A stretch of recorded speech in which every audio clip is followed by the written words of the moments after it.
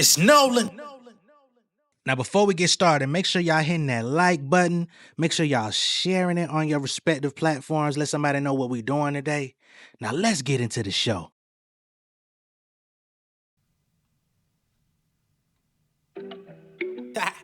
I've been raking up off these niggas for a minute now. Hey, y'all gonna learn to listen one way or another though. Hey, let's get it. Let me show you how I keep the money coming. Strapped up like he check, nigga, run it. In the mirror, yeah, I love what I'm becoming. Ain't no discussion, but don't make me spit your onion. Ay, let me show you how I keep the money coming. Strapped up like he check, nigga, run it. In the mirror, yeah, I love what I'm becoming. Ain't no discussion, but don't make me split your onion. Flashback to the days, I was in the days. I was sleeping on the couch, couldn't nobody stay. I was serving up the chicken, couldn't get a raise. Now I'm cooking up the game like I'm Bobby Flay. Fuck rap, I ain't got no friends in this shit. Put them M's to the front like a Benz in this shit. I be swimming through the money, got some fins in this shit. I be stomping through the street like some Timbs in this bitch. Made trends in this shit, but some IOUs, but I don't lose. Construction high, tighten them screws. Tie up my shoes, back on the block, straight to the bag, ho. Jumping off the porch for that green like a tadpole. What's going on, beautiful people? It's the kid J Nolan here. Welcome back to another episode of Inside the Industry, number one source for music, entertainment, commentary, and breakdowns. Hope everybody's doing well out there this afternoon, going into the evening. Once again, I don't know what's been going on lately. There's definitely a shift happening. There's something in the air, a certain je ne sais quoi. But for whatever reason, people have definitely been paying a lot of attention to this channel over here, the Inside the Industry show. People have been getting up in arms about conversations we're having, things that we're talking about, people that we're associating ourselves with, having conversations with, just talking about music, talking about things happening in the industry. This Drake versus UMG thing is one of the biggest things going on in the industry. Drake as a whole, you know what I'm saying? He's a fucking, he is a conglomerate of content all on his own, from leaked songs, going against UMG, going against Kendrick, people from his circle coming out every other day doing things. I don't know why y'all be mad at me for talking about it when they're out here creating the shit for people to talk about. You think at this point in his career, Drake don't know everything he does is content worthy? Y'all be underestimating these niggas, man. Now, I'm not gonna associate the following person that we're talking about in this video with Drake. A couple days ago, I did a video talking about the whistleblower in the Drake UMG legal dispute that we've been talking about for months, right? This random person, Joseph Reyna, aka JoeCat, he jumps in, he files an amicus brief saying that he's an expert and that he's researched all types of basically injustice in the music and entertainment industry as a whole, right? He said he's investigated into the Ticketmaster stuff. He's investigated into inequitable practices from Spotify. He was looking into algorithmic suppression and algorithmic favoritism on streaming platforms. All things that if he had took the time out to really listen to what was going on, he would have understood Inside the Industry pretty much talks about those things as well. Right? J Nolan, as an independent artist, as a songwriter, as somebody who's been doing this for a very long time, some of the things he had in that filing, I identify with very closely. I said in one of his first pieces in the fucking filing, he talked about discovery mode at Spotify and how it takes a 30% cut out of artists' royalties in order to further promote your music on the platform. He talked about the 1,000 play rule on Spotify, meaning if you don't have at least 1,000 plays on your song, they won't pay you any royalties. These are things that I've addressed on my channel. If anybody would like to go back and check those videos out, they're still here. Nothing has been taken down. But for whatever reason, me talking about his filing, going through it and saying, well, from my perspective, a lot of the things that he's saying, or a lot of the things that he's wanting to investigate and look into, and whatever this USB file drive is that he has of evidence, it sounds like it could be in Drake's favor. That was my initial standpoint, and I'm open, not open, but I'm entitled to have thought that upon reading it because I don't know who JoeCat is. He claimed to be some third party, non-partial person. But as soon as I open up your filing, it looks like you're spewing verbiage that would help Drake. That's what I'm going to say in my video. That doesn't mean that I'm saying you were paid by Drake. Now, people in the comments may have said you were paid by Drake, but nowhere in that video can you state that I said that, right? I didn't imply that. I just said Drake claimed he had a whistleblower, and here we have a whistleblower. 1 + 1 typically would equal 2, but I didn't know this man's background. That's why I went to his website, Dreams Over Dollars. That's why I checked him out. Well, did all that. We talked about it, moved on. It's been 2 days. This morning, Mr. JoeCat found himself windmilling and spiraling with a lot of the insiders over here in the comments. Somebody literally had to DM me this morning and say, yo, JoeCat is in your comments going crazy. I then check YouTube. I see JoeCat in my comments going crazy. So, interesting thing about this was from the moment I made my first video, I started looking into JoeCat. People were pointing out that JoeCat had anti-Drake tweets that had been floating around in the atmosphere. So I was like, okay, maybe my initial assessment of this dude is not that he's pro-Drake, which, let's be clear, whether or not he's pro-Drake means shit to me, right? Because if he was for Drake, we're still going to have to watch it play out publicly. The judge is still going to have to give him an answer, yay or nay, of whether he can be involved in this case. And if he was pro-UMG, the same thing would happen, and I would talk about it and cover it the same way.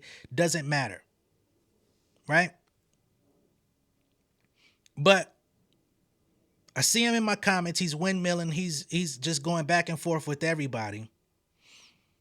And again, after my video was done, I looked into him and I said, you know what? I might offer him an opportunity to come have a conversation on the channel, right? I looked into him. I see he has a podcast of his own. He's got streaming and YouTube studio gear. So I'm like, okay, he should be a pretty good candidate to come on the channel. He should understand what we're doing over here. So then I see him in the comments. I end up sending him one, and I'm like, yo, would you be interested in coming on and explaining your stance? Clearly, people have you confused. You've been in my comments for hours already, you know what I'm saying, on my channel. So why not come on the very channel that you're spending hours on end to try to protect your name? Let's have a conversation. We can talk as men, right? And we probably have more commonalities than not, right? Two independent artists, two people who study the industry, two people who look at this shit from not only the lens of a spectator, but also a participant, somebody who actually knows what's going on here. Like I said in the last video, I felt like some of the things that he was saying were good. I just felt like they were better suited for more eligible candidates in the industry that actually have a need for advocates. Right? He declines my interview. He wants to go back and forth with me, of all people. So then I start digging, seeing all these comments that he left, and we're going to get to those comments. And I noticed, okay, JoeCat is not aligned with Drake. I want to put that out there very firmly. He ain't with Drake. JoeCat is, in fact, an independent third party. He's an independent artist himself. He feels that he's not had a fair shake in the music industry. I can identify with that. He feels that he's got unpaid royalties. He feels like his tour has been sabotaged. He feels like his nonprofit has been disparaged by the music industry. So it's pretty apparent now we're dealing with a V for Vendetta person. Okay? A vaudevillain. A vicious, you know what I'm saying? Like one of them motherfuckers. You know what I'm saying? He's going to come out here and give us a whole poem. Quote the Raven Nevermore, Edgar Allan Poe type shit. That's who we're dealing with. And again, he could have come on here and let us know exactly where he's coming from, but instead he wanted to fight. This ain't the person you want to fight, homie. So let's get into all of these comments that he's been leaving for hours. And if I'm not mistaken, I think he's still been in the comments at most recently at least an hour ago. So I think he has spent an entire 12-hour shift over here. But let's get into it. So as people were questioning his motives and things of that nature and not understanding what his stance was, he jumps in. He says, and this is really JoeCat's page, JoeCat's account. He says, I didn't just stand up for black artists, okay? He says, I bled for them. Now, I would love to know under what circumstances you literally bled for black artists. Did you find yourself in a situation where you were physically accosted? Or is this just figuratively speaking? He says, while you were typing critiques, I was submitting legal briefs, documenting industry fraud, losing a nonprofit built to empower the next generation, and helping build the case that's protecting voices like Fetty and Tory from systems designed to silence them. So he already put himself out there. He is a Tory Lanez defender and apologist, which, yeah, we would pretty quickly be diametrically opposed on that front. Didn't know that about him, but we'll keep going. He says, my life is the stand. You just didn't recognize it. Okay? So he comes out basically putting himself out there as a freedom fighter for black artists. And I really don't want to get into his racial background because I don't know it. He has a website that claims that he's like a hodgepodge of all types of things. I may pull it up in a minute. But to me, the racial aspect of it isn't as important in this conversation as it could be in other conversations. But we'll just keep going from here. So Karen, shout out to Karen, says, but you just popped out hard all of a sudden when OVO offers that big check. All right. Now, clearly, people in the comments from the video, they felt like he was absolutely, unequivocally here on behalf of Drake. I had my own suspicions, but never did I say he was here, explicitly for Drake. I just said it sounds like you are. Matter of fact, I'm going to go on to the next thing because I have the full version of his response. So he says, this is exactly why the industry never heals. Because even when someone documents the system with receipts, people assume a payout, not a motive, right? So he says, you assume that I've been paid instead of trying to find what my true motive is. Well, JoeCat, it's only been a couple days since you jumped in. Nobody knew you from a can of paint. So, of course, people are going to assume you jumped into the biggest fucking lawsuit in the entire industry. This thing could be proven to be one of the biggest lawsuits in industry history, if we're being all the way frank. So, yeah, if some stranger jumps in with some cape, people are going to have assumptions about you. You should have prepared yourself for that ahead of time. I thought you were supposed to be this legal professional, this person that had put all this time in, but all it takes is a couple comments on YouTube to get you out of your body. I don't find that to be very wise. But let's continue with what he said. No one has shown proof I took anything from OVO. They just protect that no one would speak unless they were paid to. They just project that no one would speak unless they were paid to. That's the trauma. That's why nothing ever changes, right? So he wants to blow up the entire industry. He wants to burn Drake. He wants to burn UMG. He wants everybody to be completely molten, right? So that he could have his moment of glory to say, I contributed to this after being overlooked for many years, not being embraced by the industry, having things not going my way for so long. I now have this opportunity where I can make everyone suffer and I can be a part of it. Because let's be clear, this Drake versus UMG thing is not going to change a motherfucking thing for independent artists. I can guarantee you that, sir. So if you out here fighting for independent artists, your services are much better in another avenue, right? But since you wanted to insert yourself, you're receiving public scrutiny and you don't like how it feels. You're not built for this craziness. So I give him the invitation to come speak to his true stance on the show. I say, hey, Joe, I see you've taken some time out to respond to quite a few comments, and that was an understatement. Because unbeknownst to me, he had already been in the comments since damn near 4 a.m. This was 10 o'clock, like 10:15 when I responded to him. 10:12, as a matter of fact. Would you mind doing a short interview on my channel to give more understanding on what your position is here as a neutral party? I don't see how more respectful I could possibly be. He says, I'll pass, which he is entitled to pass on my offer for an interview. No offense taken. Okay? If the initial coverage had been neutral, he says, that might have been a different conversation.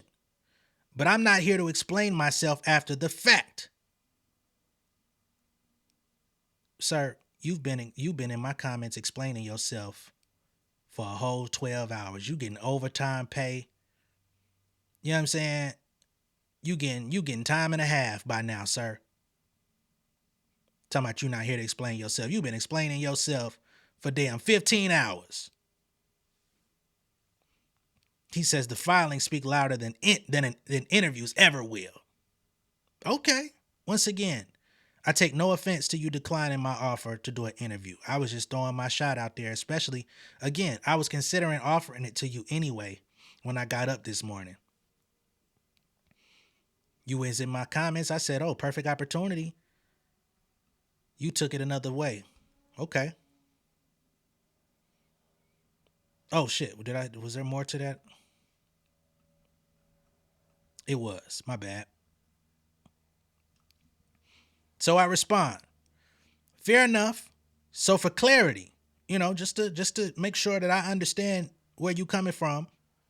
So for clarity, you'd rather spend your morning responding to comments, still defending and explaining yourself on my channel, than to just have a conversation where people can more easily understand your stance on the subject.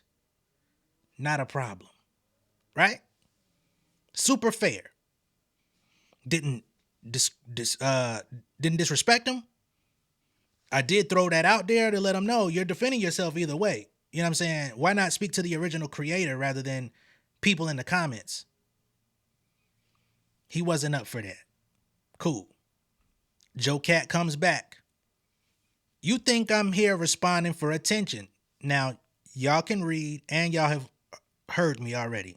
Nowhere in here did I say he's looking for attention. I did not say that. I said you'd rather respond in the comments than to come speak to me directly. He says I'm responding for the record. Because if this space had been neutral from the start, I don't know how more neutral you wanted it to be. But again, you allowed the comments to get under your skin. The comments, I can't police what people think. They receive the information. They say what they say. I am the one talking on the camera. I am the one in here delivering the information. Come talk to me. And we didn't have to do it on camera if you didn't want to. But you could have said, I'd rather speak to you offline than on camera. I would have allowed that to happen as well. And maybe as we got to some sort of understanding, we still could have set up an interview for another time, or we could have just walked away with understanding for each other. And I could have come to YouTube and done a video. This same video that I'm doing now could have been saying, hey guys, I spoke to JoeCat. Here is his agenda. Here is where he actually stands. Upon further review after a conversation with the motherfucker, this is how he feels. This is why he's doing this. You didn't want to do that. So let's get back to what he's talking about. If this space had been neutral from the start, I wouldn't have to clarify anything at all. Yes, the fuck you would, sir. Don't nobody know you. How am I supposed to know who JoeCat is? How am I supposed to know who Joseph Reyna is? You are a random. I'm supposed to treat you like Tupac, man? What are you, come on, bruh. And yeah, I'm going to speak to you colloquially because we artists, we independent art. You a rapper, ain't you? I ain't got to talk to you in legalese. But anyway, he says the way people are reacting proves they didn't even hear me. And I gave you the golden opportunity to be heard. He really must have thought that I wanted to ambush him or something. He says they reacted to how they feel about me. He's talking about the comments, which I have nothing to do with. He says, I would have done the interview gladly if you showed emotional control and clarity. Somebody please show me where I showed a lack of emotional control and clarity in my previous video. I'll be waiting till Timbuktu come back. He says, but you're proving my point. You care more about curating your image. Now, where am I curating my image?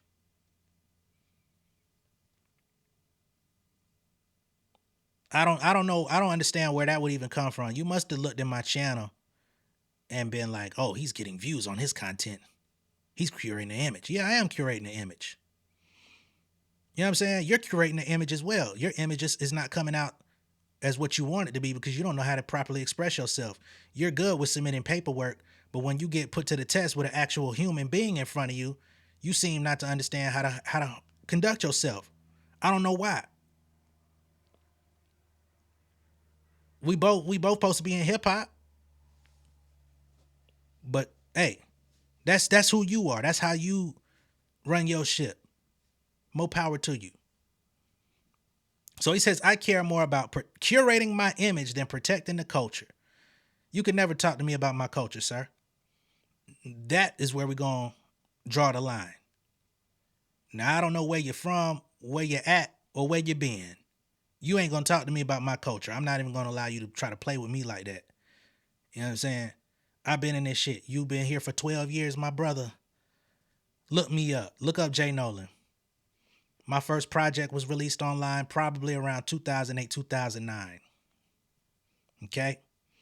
Look me up, brother. My first video talking about the music industry, actually trying to educate other fellow artists, probably 2018-ish. Go look up the Fresh and Local channel.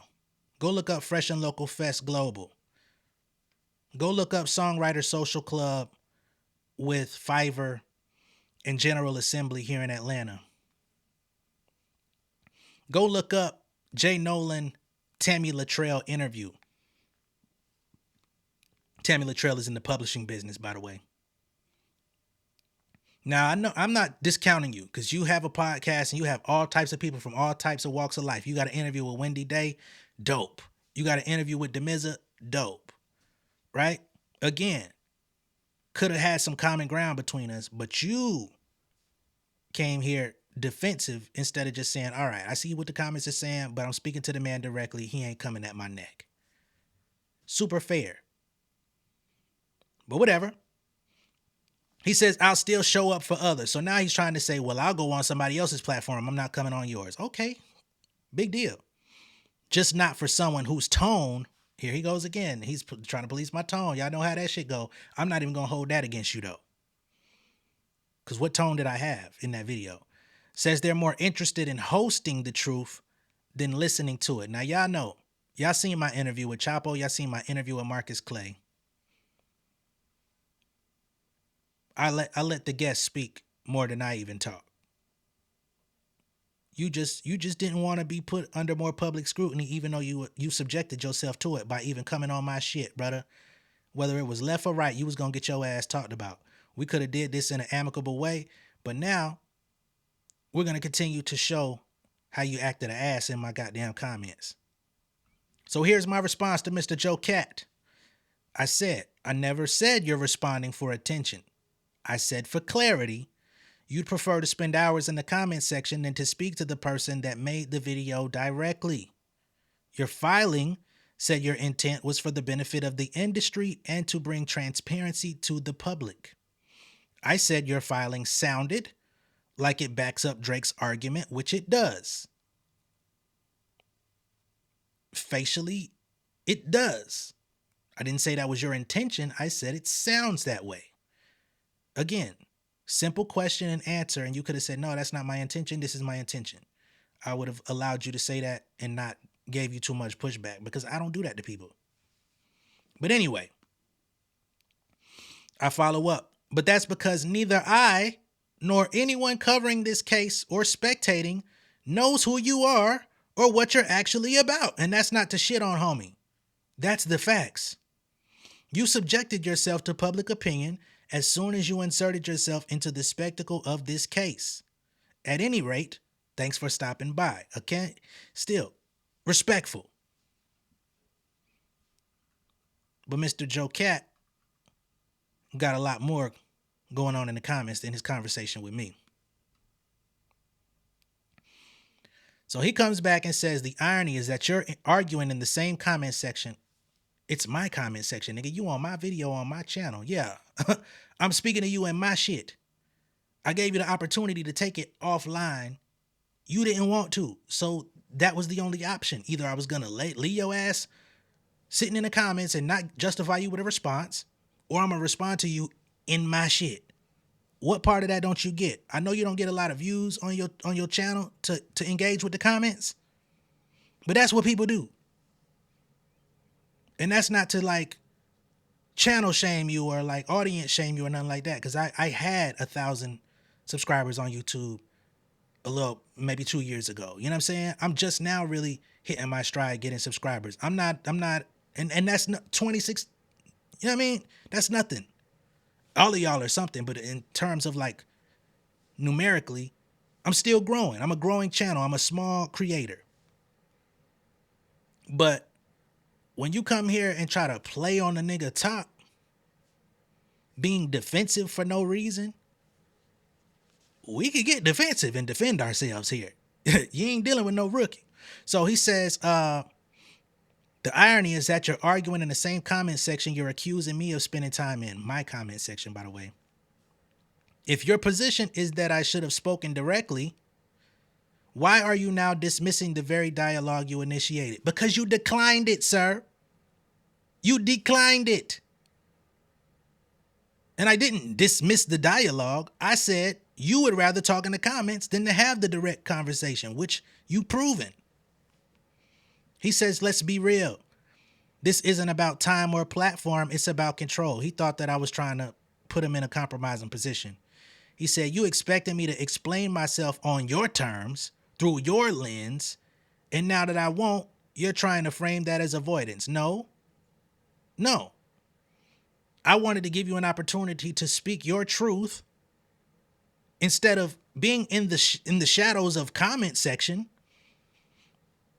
I wanted to give you an opportunity to be seen and heard in pure clarity so that people can hear your words from your mouth to understand your position. That's what we do on my channel. Look at my Chapo interview.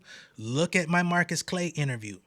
And any interviews that I have to come will be the same way. I have one coming with I'll Be Back very shortly. But anyway, he says what I've filed took years. So now he wants to grandstand and make himself look important. What I filed took years. What I'm doing now is for the record. And what you've shown is that even when I speak clearly, you've already decided what you want to hear. Now, y'all saw that whole entire back and forth. There was nothing edited out. That was the back and forth. Where did I tell him what I wanted to hear? Where did I tell him who he was? I only asked him for the opportunity to speak. He didn't want to speak. And I said, okay, so you'd rather be in the comments than actually speak. He says, you've already decided what you want to hear. That is avoidance. That's like textbook avoidance. Crazy work, man. So here's my final response to Mr. JoeCat. I say, Joe, you're positioning yourself as a victim. You're in my comment section, sir. I was notified hours ago that you were here, and I offered an opportunity to speak. We're two adults with our own viewpoints, but I had no intention of framing you as anything. I let my guests speak more than I do. Just wanted insight from the source, especially since I didn't expect you to be in the comment section spiraling for hours. You declined. Did you expect me to beg? I wish you the best in your amicus brief and everything else you have going on. I didn't approach you with malice or ill intent. You're defensive, and that's okay because you've put yourself in the line of fire. This Drake UMG thing, this ain't no small potato, sir. You jumped in here. You wanted to come and be grandiose about your experience in the industry and all of the travels you've had. And I've researched Ticketmaster and all of this. I've got all of this evidence in a drive. Okay, let's see who JoeCat is, right? You came in making these assertions. I don't think UMG or Drake know who you are or asked you to be here. But you came in with that. So I say, okay, he's in my comment section. Let me offer him an opportunity to get some clarity, some straightening. You declined. Why? I don't know. One can assume. But it ain't all that deep. Now, remember, I told y'all, he didn't just have a conversation with me. He's been going and responding to damn near everybody in the comments. Okay? So here he's talking to Miss Voxzilla. Shout out to Voxzilla. He says, I literally said my nonprofit closed because of the industry corruption. I don't know who closed your nonprofit, sir, but how could the music industry close your nonprofit down? What happened? What's your story? What did the industry do? Or was it a specific company? What were you digging into that got you shut down? Or what did you do that was out of the bounds of a nonprofit? Because, you know, a nonprofit does have very strict guidelines on how you have to run it to get yourself shut down. But he says, but now Drake paid me. Do you all even hear yourselves or just say the first thing that comes to mind? Yes, Joe, they're saying the first thing that comes to mind because nobody knows you from Tom, Dick, nor Harry. Okay? You're just Joe. He comes back with another. So let me get this straight. You think I'm the issue because I filed something to expose how the industry steals from artists, even though I'm one of the artists they stole from. And as you can see, he's lumping the entire industry in with select corporations that have their own different ways of running things. He says that makes no sense. The same corporations that sabotaged my nonprofit, redirected royalties, and locked out independent creators are the ones I'm calling out. But you're defending them while questioning my motives. Wow. Again, had he come out on this and talked on the channel about this, his story, how he was disparaged, we would have had a smooth conversation. It would have been smooth. But you wanted to rock the boat. Funny how exposing abuse makes me suspicious, but billion-dollar theft gets a pass. No, I think most people with a sensible brain can understand that UMG is not an angel, okay, as a company. However, in this UMG versus Drake situation, Drake is not an angel either, and everybody knows that he's only suing the label because he lost a rap battle. He got called a PDF in the rap battle, and the song has taken and grown way further than anybody could have imagined to where he's still being called that a year later. The song is still as hot as it ever was. He's embarrassed, and he feels like UMG had a plot with Kendrick to take him down and to lowball him from getting the money that he wanted in his contract. He knew his contract was coming up before the battle. He knew if I could knock this nigga Kendrick out of my path, I could get record-breaking money to re-up my contract. Some people will say they don't feel that way. That's fine. That's my assumption. I'm fine with sticking to my assumption, and it'll be proven wrong or right. And when people feel like somebody is coming in to defend Drake, yeah, you know what it is. You spend time online. You seem to spend a lot of it online. You know what people think of Drake. So yeah, some people are not going to be all that happy about you coming in to possibly do that. I'm not saying that you are, but people perceive it that way. Now I got about 10 more comments, but I just don't feel like spending too much more time out of my day on this bullshit. Okay? So JoeCat, I want you to take this away from the video, okay? I wasn't against you. I'm not against you now. All right. I don't know what your true intentions are, because you come in with this altruistic, I'm here for the people, I'm here for the artists, I'm here for the creatives attitude. And the first thing you do is try to go head to head with other creators. Right? Word on the street is you did this same thing with ABSA, which is really not a good look for you. But since you come over here with me, I'm an artist, I'm a rapper, I'm a dude, you know, I ain't got no problem having a conversation, which you never did, right? But what you're not going to do is come over here and try to redirect the conversation in your favor. You know what I'm saying? You're going to come in here windmilling and spiraling on every single commenter. You spent damn near 20 hours in my fucking comment section, and then I ask you for a man-to-man, person-to-person, peer-to-peer conversation. Look my name up. You decline it, but then you still mad. So you just want chaos. You're an agent of chaos. You think you're a hero, okay?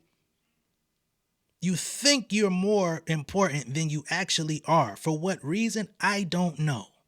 I don't know if that's, you know what I mean? I don't even want to go into that. Okay? Now, from here, I wish you all the best in your amicus brief the way I did when we spoke before. I wish you the best with your podcast. I wish you the best with your feature from King Los. Whatever the fuck you got going on, I wish you the world, homeboy. But come back over here playing. We're going to have another conversation. All right? So let me know what y'all think of all this down below in the comments. Be sure to like and share this video. If this is your first time seeing me on YouTube, go ahead and subscribe to the channel. Become an insider. I will catch y'all on the next one. And if you feel like you're being wrongfully projected or perceived by the public, look in the fucking mirror. All right? You brought this on yourself. Peace. King of my city and cul-de-sac. Coming, I swinging like soldier rags. Leading my people like quarterback. Boy, I study this shit, I'm an almanac. Had to get up and grind. Knowledge is booming, I'm here to apply. Came with the chip and the dip, it just single the mind. We finna do more than survive. I need my check. Spinning the block for the Gouda. We hitting the jeweler to flood out the net. We don't do beef for computers, I'm straight out the sewer. We come when you rest. Niggas be looking perplexed, so keeping my foot on their neck. No map, I trust my gut for the quest. With drama, I'm fully abreast. I was ready for years and they doubted me. All of a sudden, they tell me they proud of me. I've been dropping these haters like calories. Cross them out, I came back with some boundaries. Stand for my honor, but too raw, no corner. Packing the stick with a drummer. Wanna catch my bad, won't fumble. I done came too far to be humble.